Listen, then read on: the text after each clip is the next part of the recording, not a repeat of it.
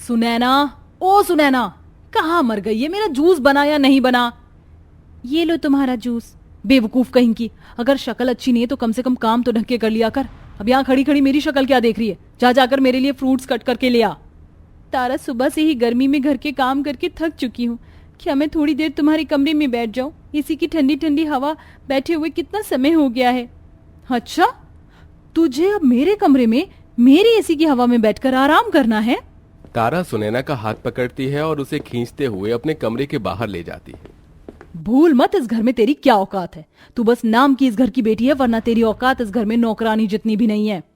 तारा सुनैना के मुंह पर दरवाजा बंद कर देती है। अपनी छोटी बहन का ऐसा बर्ताव देख सुनैना की आंखों में आंसू आ जाते हैं। तभी वहां उसकी माँ अमरावती आती है। अरे ओ करम जली, यहाँ खड़े खड़े क्या कर रही है? तू अभी तक छत पर नहीं गई? तुझे कहा था ना, छत पर 3 किलो मैंने मिर्ची सुखाई है, उन्हें पीसना है। माँ, अभी दोपहर के 2 बज रही हैं और बाहर बहुत कड़ी धूप है। मैं शाम को जाकर मिर्ची पीस दूंगी।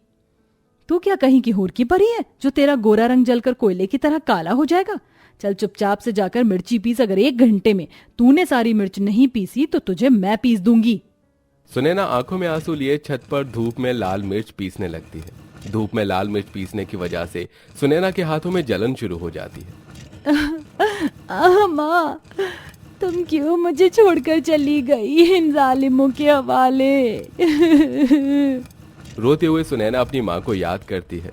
सुनैना की माँ की मृत्यु सुनैना की बचपन में ही हो गई थी, जिसकी वजह से राजन को अमरावती से दूसरी शादी करनी पड़ी। लेकिन अमरावती सुनैना को बिल्कुल भी पसंद नहीं करती थी। वहीं अमरावती की बेटी भी अपने गोरे रंग के घमंड पर हमेशा अपनी माँ के साथ मिलकर सुनैना पर अत्याचार करते थे। जरा ढंग से हवा कर, हाथों में जान नहीं है क्या? तारा, क्या मैं भी इस स्विमिंग पूल के अंदर आ सकती हूँ? मुझे भी बहुत गर्मी लग रही है। तेरा दिमाग तो नहीं खराब हो गया? अगर तू इस स्विमिंग पूल के अंदर आ गई तो इसका सारा पानी काला हो जाएगा। अमरावती और तारा सुनैना के काले रंग का मजाक उड़ाते हुए हंसने लगते हैं। थोड़ी देर बाद अमरावती और तारा अपने कमरे में चले जाते हैं। वहीं सुनैना से अब गर्मी बर्दाश्त नहीं होती और वो स्विमिंग पूल में उतरकर पानी से खेलने लगती है। तभी तारा अमरावती सुनैना को देख लेती है। हमारे मना करने के बाद भी तेरी इतनी हिम्मत कि तू हमारे स्विमिंग पूल में मस्ती कर रही है? रुक, अब मैं तेरे शरीर की सारी गर्मी को दूर करती हूँ। इतना कहकर अमरावती सुनैना के बाल पकड़ के बार बार उसका मुंह पानी में डुबोने लगती है, जिसके चलते सुनैना की सांसें रुकती हैं। लेकिन इससे अमरावती और तारा को कोई फर्क नहीं पड़ता कि तभी वहां राजन आ जाता है और अमरावती को धक्का देकर सुनैना को पानी से बाहर निकालता है।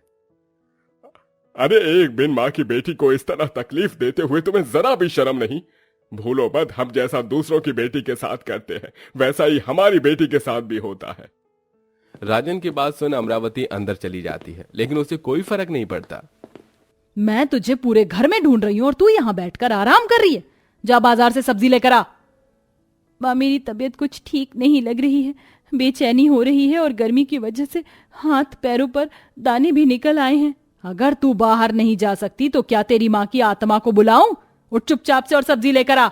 जहां एक तरफ अमरावती गर्मी के मौसम में अपनी बेटी तारा को जरा भी बाहर नहीं जाने देती, वहीं सुनैना से दिन रात धूप में कड़ी मेहनत करवाती। ऐसे ही दिन गुजरते हैं और दोनों बहनों की शादी की उम्र हो जाती है। जहां सुनैना के काले रंग की वजह से उसका रिश्ता एक गरीब घर में होता है, वहीं तारा के गोरे रंग की वजह से उसका रिश्ता एक अमीर घर में तय हो जाता है। समय बीतता है और दोनों बहनों की एक मंडप में शादी हो जाती है। सुनैना बहू, तुम्हारा तुम्हारे नए घर में स्वागत है। तुम्हारे मायके जितना तो बड़ा घर नहीं है। हम जानते हैं तुम्हें इतने छोटे से घर में रहने में काफी परेशानी होगी। नहीं माँ जी, मुझे तो बस आप लोगों का साथ और प्यार चाहिए। अगर ये मिल जाए तो घर छोटा हो या बड़ा, मुझे इससे कोई फर्क नहीं पड़ता।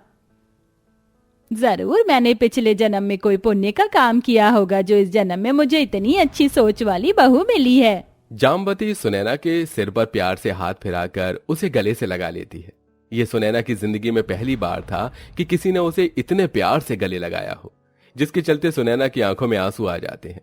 सुनैना की सास और नंद उसे अंदर ले जाती है और अपने हाथों से खाना खिलाने लगती है। वहीं दूसरी तरफ मैंने तो सोचा था इतने बड़े घर की बहू तो ढोल ताशों और फूलों के साथ मेरा गृह प्रवेश किया जाएगा, लेकिन आप तो बस एक दिया रखकर थाली ले आई।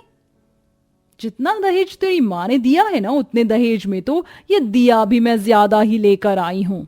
अपनी सास आशा की ऐसी ताने भरी बातें सुनकर तारा को काफी बुरा लगता है।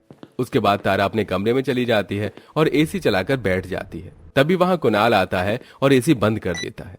तुमने एसी क्यों बंद कर दिया? एसी का जो बिल आएगा वो क्या तेरे माँ बाप भरेंगे? सुंदर लड़की के चक्कर में मैंने तुझसे शादी तो कर ली, लेकिन दहेज में मुझे एक गाड़ी भी नहीं मिली। मेरी माँ ने आप लोगों को इतना सब कुछ दिया है, फिर भी क्या आप लोगों का पेट नहीं भरा? तारा की बात सुन कुणाल को गुस्सा आ जाता है और वो अपनी सुहागरात पर ही अपनी पत्नी को थप्पड़ मार देता है। ये तेरा मायका नहीं ससुराल है, तो मुझसे ऊंची आवाज में बात करने की कोशिश भी मत करना, समझी? कुणाल तारा का हाथ पकड़ता है और उसे कमरे के बाहर ले जाकर छोड़ देता है और उसके मुंह पर कमरे का दरवाजा बंद कर देता है। और तारा पूरी रात कमरे के बाहर बैठकर रोती है और ऐसे ही सुबह हो जाती है और आज तारा की पहली रसोई की रस्म होती है। जा जाकर मेरे लिए आलू के पराठे बना। घर में क्या कोई खाना बनाने वाली मेड नहीं है जो मुझे इतनी गर्मी में खाना बनाना पड़ेगा? मैंने तो अपने मायके में आज तक एक भी काम नहीं किया। ये तेरा मायका नहीं ससुराल है और यहाँ पर हर काम तुझे ही करने होंगे। मेरी माँ ने मुझसे आज तक एक भी काम नहीं करवाया, तो आप मुझसे कैसे काम करवा सकती हैं? तारा की बात सुन आशा को बहुत गुस्सा आता है और वो तारा को किचन में लेकर चिमटा गरम करके उसका हाथ जलाने लगती है। मेरा हाथ जल रहा है, छोड़ो मुझे। आज तो छोड़ रही हूँ, लेकिन आइंदा तूने घर के किसी भी काम को करने से मना किया ना तो तेरा हाथ नहीं सीधा तेरा चेहरा जलाऊंगी, समझी? जिसके बाद बेचारी तारा को अपने जले हुए हाथ से ही खाना बनाना पड़ता है। वहीं दूसरी तरफ, अरे भाभी, आप खाना क्यों बना रही हो? मैं खाना नहीं बनाऊंगी तो और कौन बनाएगा? लेकिन यहाँ पर खाना चूल्हे पर बनता है, ना कि गैस पर, और इतनी गर्मी में आपको चूल्हे पर खाना बनाने की आदत नहीं होगी। आप हटिए, मैं खाना बना देती हूँ। अपनी भाभी को हटाकर साक्षी खुद चूल्हे पर खाना बनाने लगती है। अपनी नंद के दिल में इतना प्यार देख सुनैना बहुत खुश होती है और ऐसे ही कुछ दिन गुजर जाते हैं। सुनैना, ये देखो मैं तुम्हारे लिए क्या लेकर आया हूँ, नया टेबल फैन। लेकिन इसकी क्या जरूरत थी? ये तो काफी महंगा लग रहा है। तेरी मायके में तो एसी, कूलर, पंखा सब कुछ थे और हमारे यहाँ तो एक पंखा भी नहीं है। इतनी गर्मी में भला मैं तुझे गर्मी में कैसे सोने दे सकती हूँ? इसीलिए हमने ये पंखा मंगवा लिया, अब तो आराम से सोना। जामवती की बात सुन सुनैना को यकीन नहीं होता कि सास होकर भी जामवती उसे एक माँ की तरह प्यार करती है। सुनैना के मायके में कहने को सारी चीज थी, लेकिन वहां कभी भी उसे एक पल का चैन नहीं मिला। लेकिन वहीं अपने गरीब ससुराल में भी सुनैना काफी खुश थी। लेकिन वहीं दूसरी तरफ, जल्दी जल्दी हाथ चला। हाँ, तुम्हें जान नहीं है क्या? अभी तो ढेर सारे कपड़े भी पड़े हैं। अमरावती के ठीक से दहेज न देने की वजह से तारा के ससुराल वाले उस पर दिन रात अत्याचार करते थे।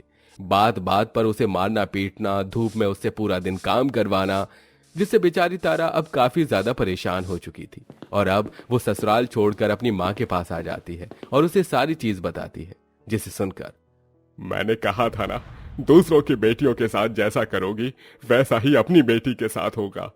देख लिया अपनी करनी का नतीजा। राजन की बात सुन अमरावती और तारा को अपनी गलती का एहसास होता है, जिसके बाद वो दोनों सुनैना के ससुराल आते हैं। सुनैना, हमें माफ कर दे बेटा।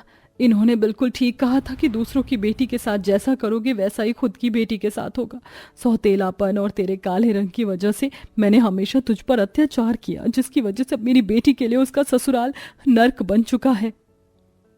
सुनैना, मुझे माफ कर दो। मैंने जो तुम्हारे साथ किया अब वही मेरे साथ हो रहा है। जब तक तुम मुझे माफ नहीं करोगी हमें चैन नहीं मिलेगा। हमें माफ कर दो। ये आप लोग कैसी बातें कर रहे हैं? मुझे आप लोगों से कभी भी कोई गिला शिकवा नहीं था। आप लोग तो मेरा परिवार हैं।